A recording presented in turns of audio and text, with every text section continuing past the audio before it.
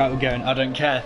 Right, take two. Hello everyone, welcome to New Horizons Racing League Division 1. Round 1 of the season, back in Australia after not being on the calendar last season. Got a pretty tight schedule on this game cycle, so it was missed out, and it is replacing, I believe, China for this time round. And reason you'll see on the game's calendar, Australia is very late in the season. I brought it forwards because every other league seems to be doing Bahrain lately, or they have done, and instead of boring the drivers to death, we'll probably do a race that they've probably not even prepared for, but two, they've probably not done for quite some time. Very happy to be back here in Australia though. It's going to be dry from start to finish too, and I'm just very happy that we're managing to come back with this much of what appears to be a dedicated turnout for this season.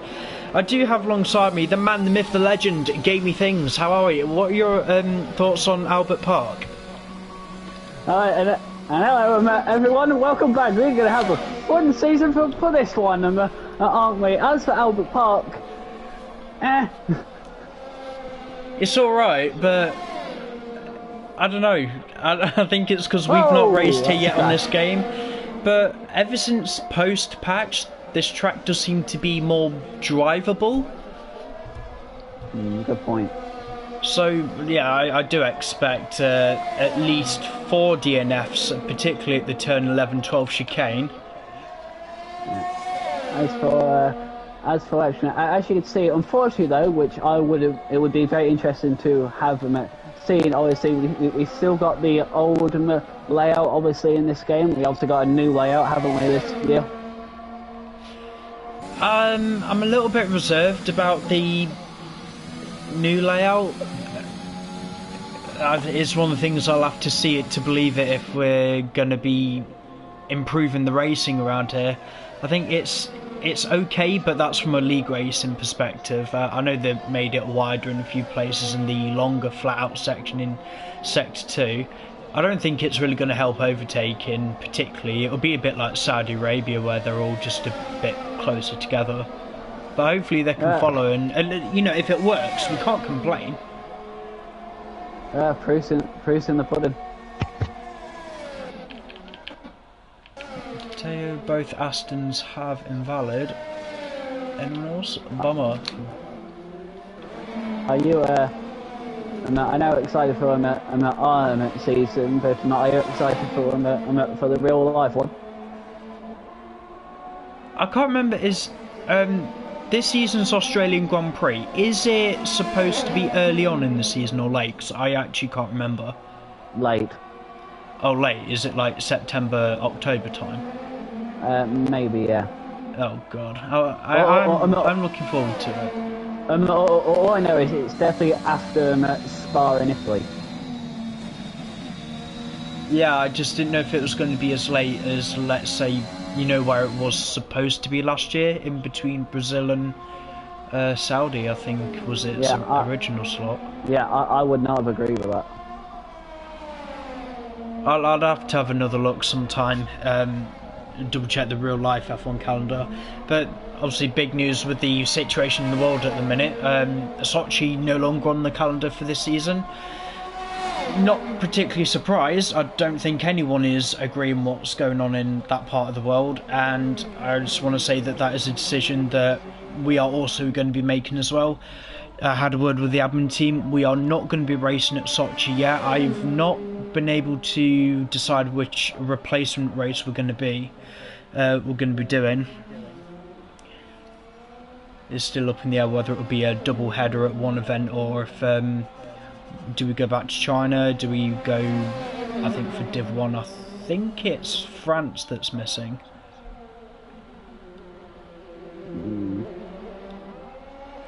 And obviously Div 2, we'll probably chuck Spain back on the calendar for them, but not.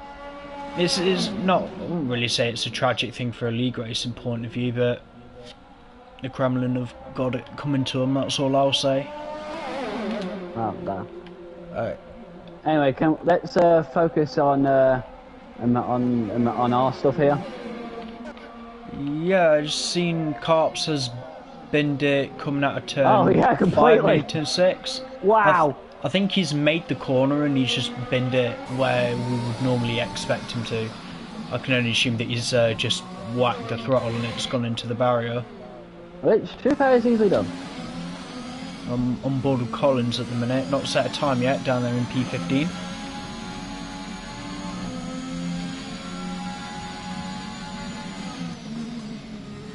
I'm following the thread at the moment. The fact that Collins has set a purple sector 1 I find quite scary. Oh no. Yeah, esports drive seems to be doing him the world of good. Well, if he can get back up to winning positions, I mean, you and him were made a pretty good team in Season 2. Yeah, and we're hoping to recreate that in Division 2 this season. We've both bagged the Mercs and we're going to be teammates again. But even in Division 2 we've got some fairly tough competition, and it's probably going to be helping the Div 2 guys out more this time around.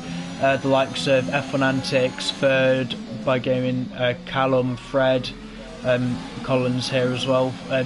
They're doing this race next week, so they're already going to have a bit more recent practice than me. And Collins to the line, P6. Even in a Div 1 race, that is not too bad. How about Fred? Sorry, I've just seen him spin Bradley. Oh, that's a bit unfair, Bradley. Yeah, to be fair, he should have seen him coming. Collins had finished the lap. Yeah. Might have to have a look into that one later. Next person will cross the line, well, I think will be Twonk. I'll keep an eye on the timing. I'm on board with Fred at the moment. Yeah, another purple sector 1. I bet it's very tight for pace in the first sector. To be fair, he's pitted, Twonk has. And the Astons is going to the line. It might be Matteo. I'll keep an eye on the board. No, that was Leroy starting a lap. Yeah, Matteo is about to finish a lap. Where does he go? He's going around the last corner. He will go, drum roll, 6. Oh, P6. Knocks off Collins. Yeah, he's been, putting it lightly, hugely impressive toward the end of last season in Div 2. Going from, no offence, but a fairly mediocre driver in terms of the pace. But I think he's got a wheel and he seems to be a... Collins going to go pole. He seems to be a little... baby Yana up there going on, but Matteo's pace has improved massively, and I think he's going to be very solid in the Div 1 midfield. Fred also going into P6, knocking both Matteo and Collins down. Cameron definitely cementing his dominance at the moment, as he's doing a pretty good job running away with the esports team's title that we run on Saturday. He got a nice little toe down the main straight to finish off that lap. Pretty sure. Get them to buy beer or something. Who was that? Bradley. No reason for you to try and send that AlphaTauri to Saturn, mate. You had plenty of space. Leroy going P2, 121.1. Still about... that life is going to still be a figure, is it? Well, that's all I take the corner.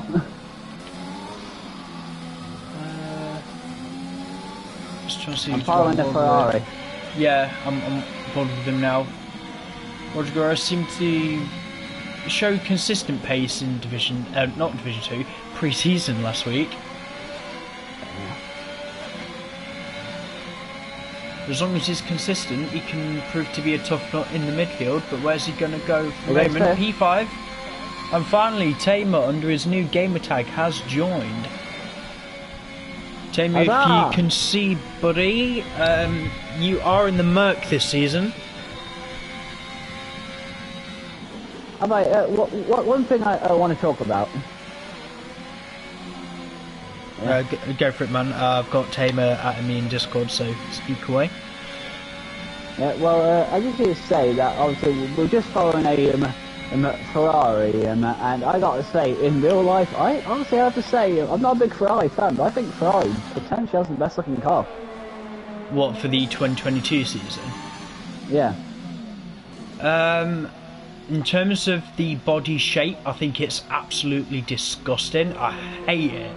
The You scallop. hate how it folds in on itself. Yeah, it looks like someone with a waistline the size of Jupiter's just sat on the top of the bloody car. However, I was quite critical of the livery because from the renders and the pictures they had, the Ferrari red they've got this season, I'm like, it's too dark. I'm pretty sure Alfa Romeo will be sending a lawsuit their way very soon. But it's hit the track in Barcelona. In the natural light, it looks fantastic. And that little black accent that's just behind the airbox, I think the livery, it looks great. Yeah, to be fair, quite a lot of the cars look nice. Not faulting many of the liveries. And what's amazed me most about the regulations for this season is it's how similar all the cars look. I'm begging we get a similar 2012 season going. Here's the thing though, you say how all cars look similar just then. Personally, I think every single car looks so different. So does quite a lot of people I've seen. They're all different Whoa, around. that's a spinning Mercedes. So that they're all different around the body, the wings and the rear wings. Most of them are looking fairly similar in terms of the dimensions. It's all about the side pods and the floor. I've heard of something called porpoising. Porpoising. Yeah, apparently the cars are doing that. Yeah. Not really surprised. I don't know if anyone's looked into it. It'll be whoever doesn't know what that issue is. It's where the Venturi tunnels are underneath the car. As the car gets faster, because it's producing the downforce more naturally, it's being pulled at higher speeds. And if you see how a boat on the water goes up and down, it sort of skims as it's going through the water. That's what the F1 cars are doing. But it's doing it at any high speed. You imagine hitting a bump while you're porpoising through a high-speed corner. Oh god. It's incredibly difficult for them to deal with, and whatever stability upgrades they can do, whether it's stability in the first place, I think it's a consequence of the ground effect cars. They were aware of it, but it seems to be an issue that they've forgotten about because porpoising, they last had it on the last ground effect cars back in the 70s or the 80s, whenever they did. But Cameron seems to have lagged out of the session. I really hope he can get back in. Well, I was on board with him. Well, we sent plenty of invites, so... Yep. I've sent him more than one invite, I just hope he's okay. MDJ up into 7th.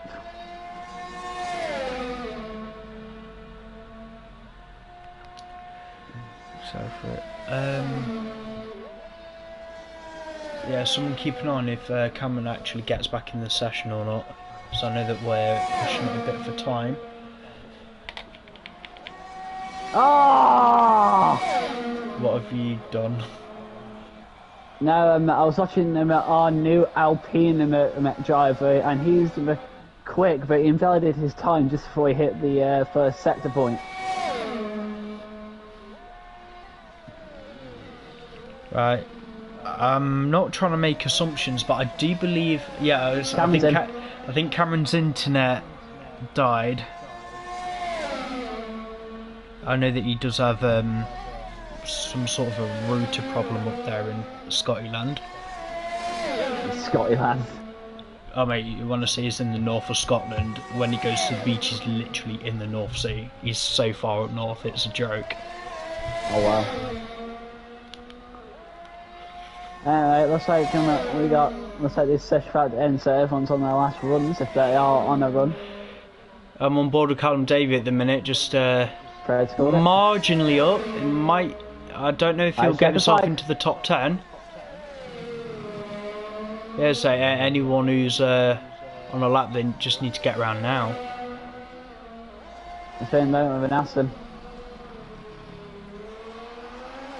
DJ's called it a day in the pits. Bit of a shocker there. P7 for MDJ. A lot of time on the table. Cameron's gone again. Right. Cameron's gone to 9th. Cameron's gone to. I'm gonna try and give Cameron another invite because he is gonna need quite a few if this issue is going on. Just where is he? As I had Gaby shouting down my headset, I see Taze Leroy pole position 120.7.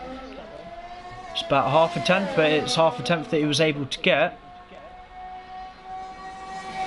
I really hope Cameron doesn't keep lagging out because I don't want to be doing what the official finishing order is for about a week, trying to figure out where people actually finished.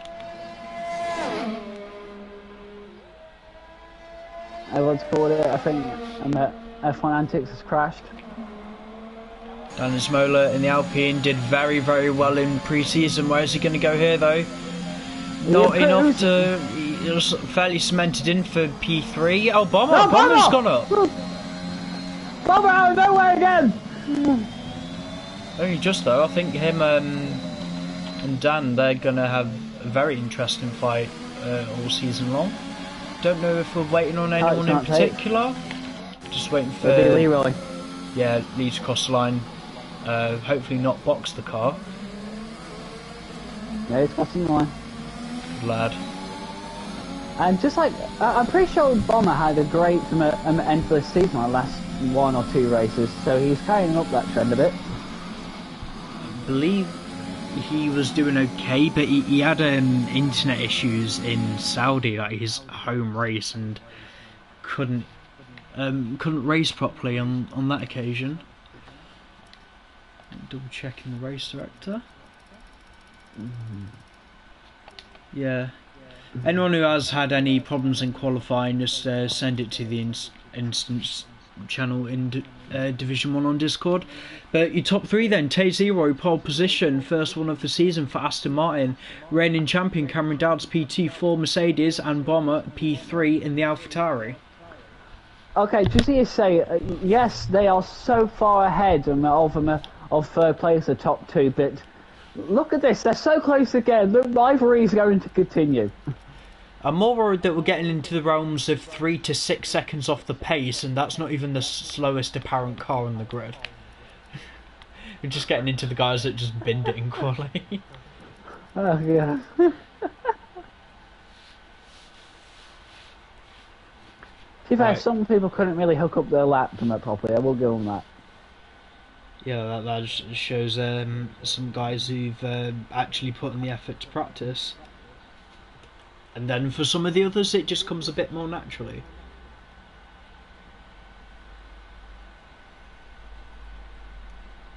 I'm still looking at Cameron's left session again.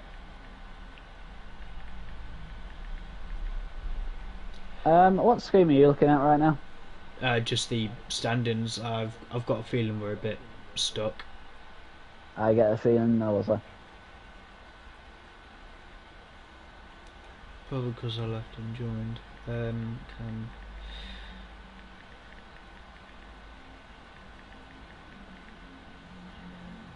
Yeah, just bear with us about a minute or so. I'm just talking with the drivers. Oh, we're really going to have to do a grid reset. Well, I've done qualifying, so we know where everyone is. Alright.